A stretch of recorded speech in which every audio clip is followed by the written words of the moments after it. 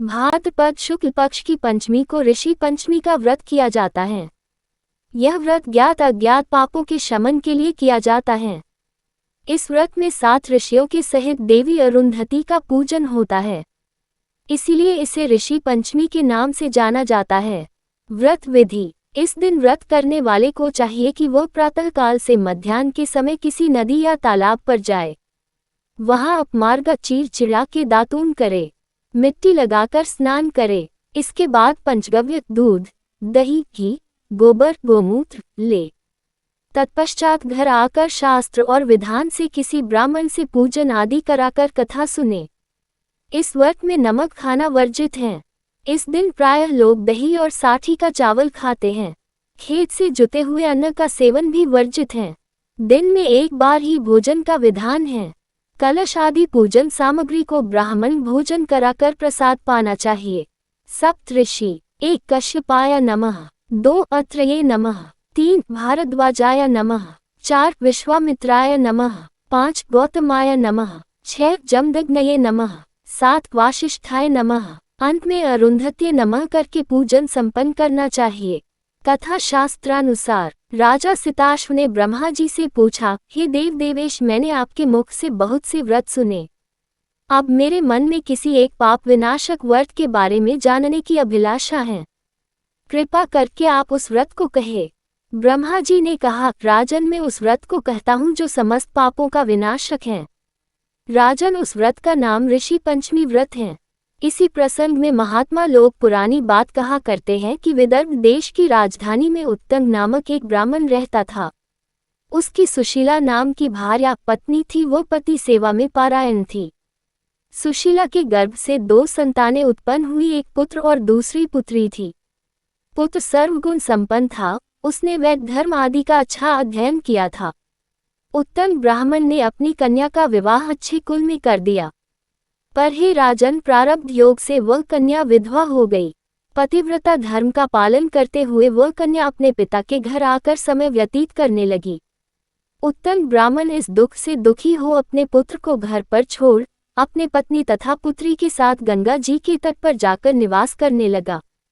वहां जाकर अपने शिष्यों को वेद और अध्ययन कराने लगा।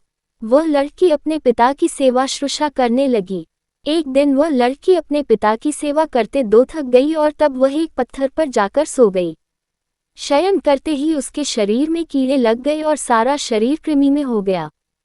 गुरु पुत्री की ऐसी दशा देखकर एक शिष्य बहुत ही दुखी होकर गुरु पत्नी के पास जाकर निवेदन कर कहा, हे माते, हम कुछ नहीं जानते आपके उस सच्चरित्र वाली आपकी पुत्री को क्या हो गया है। उनकी ऐसी दशा क्यों कर हो गई है। आज उनका शरीर दिखाई नहीं देता, मात्र कृमियां ही कृमियां दिखाई दे रही हैं। माँ को ये वचन वज्राघात से लगे। माँ तुरंत अपनी पुत्री के समीप गई। पुत्री की ऐसी अवस्था को देखकर विलाप करने लगी।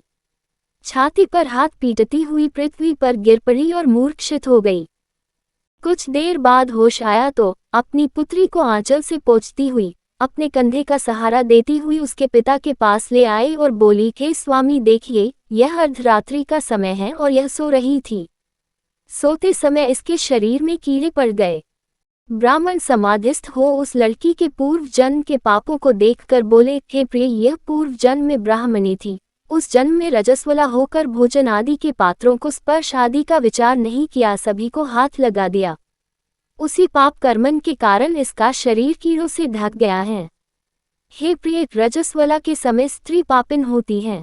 पहले दिन चांडालिनी, दूसरे दिन ब्रह्मघातिनी, तीसरे दिन धोबिन, चौथे दिन शुद्ध होती हैं। उसी जन्म में अपने सखियों के दर्शन से ऋषि पंचमी व्रत को देखकर भी उसका अपमान कर दिया था। दर्शन के प्रभाववश इसे पुनः ब्राह्मण कुल में जन्म मिला है। सुशीला ने कहा, हे स्वामी, ऐसे प्रभावी व्रत को हमें भी बताए जिसके करने से महान पुण्य की प्राप्ति होती है। ऋषि ब्राह्मण ने कहा, देवी, ध्यान लगाकर सुने। यह व्रत तीनों प्रकार के पापों का नाश करने वाला है, स्त्रियों को सौभाग्य प्रदान करने वाला है और धन संपत्ति प्रदान करने वाला है। इस व्रत में संदेह नहीं करना चाहिए। व्रत संपूर्ण विधि। देवी, भाद्रपद शुक्ल पक्ष की पंचमी को किसी जलाशय में जाकर अपामार्ग का दातून कर मिट्टी के लेप से स्नान कर व्रत नियम को धारण करना चाहिए। तत्पश्चात सप्त ऋषियों का शास्त्रोक्त पद्धति के आधार पर पूजन करना चाहिए। ऋषियों को सुंदर अधोवस्त्र, यज्ञोपवीत, उपवस्त्र से अलंकृत करना चाहिए। अच्छे 2 फल नैवेद्य लेकर इनके साथ अर्घ्यदान करना चाहिए। उस समय सप्त ऋषियों 1 कश्यपाय नमः, 2 अत्रये नमः, 3 भारद्वाजाय नमः, 4 विश्वामित्राय नमः, 5 गौतमाय नमः, 6 जमदग्नये नमः, 7 वासिष्ठाय नमः को नमस्कार कर अर्घ्य दान कर बोले, हे ऋषि गण कृपया मेरा अर्घ्य दान स्वीकार करे और प्रसन्न हो। अंत में अरुंधत्य नमः करके पूजन संपन्न करना चाहिए। इस व्रत में शाक का भोजन करना चाहिए। सभी तीर्थों में स्नान आदि से जो फल प्राप्त होता है वह सभी इस एकमात्र व्रत के प्रभाव से मिल जाते हैं। जो इस व्रत को करते हैं वे सुख संपन्न, रूपगुण संपन्न, पूर्ण काया से युक्त एवं पुत्र पुत्रादि आदि गुणों से भी सदा ही संपन्न रहते हैं। इस लोक के सभी भोगों को भोग कर परलोक में वैकुंठ की प्राप्ति होती है। ब्रह्मांड पुराण ऋषि पंचमी कथा। ब्रह्मांड पुराण से ली गई ऋषि पंचमी कथा के अनुसार सत्य युग में शैनजित नामक एक राजा राज्य करता था। उसके राज्य में सुमित्र नाम का एक ब्राह्मण रहा करता था।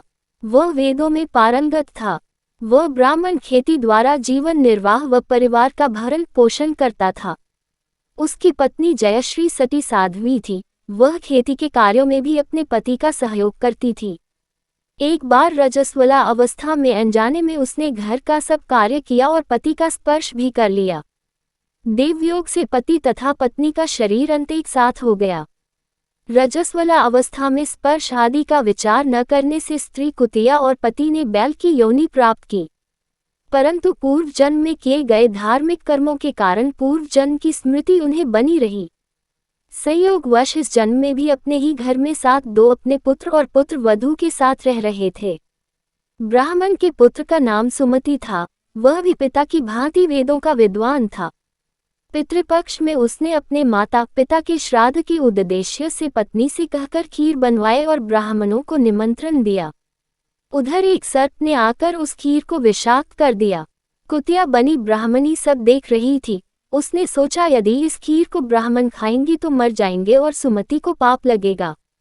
ऐसा विचार कर सुमति की पत्नी बहुत क्रोधित हुई और चूल्हे से जलती हुई लकड़ी निकालकर उसकी पिटाई कर दी। उस दिन उसने कुतिया को भोजन भी नहीं दिया। रात्रि में कुतिया ने बैल से सारी घटना बताई।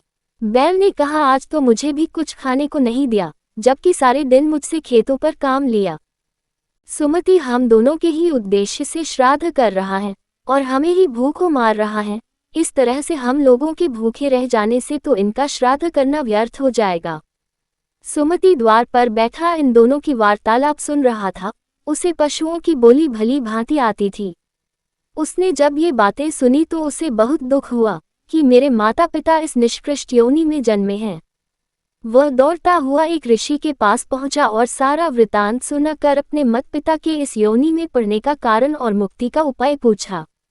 ऋषि ने ध्यान और योगबल से सारा वृतांत जान लिया।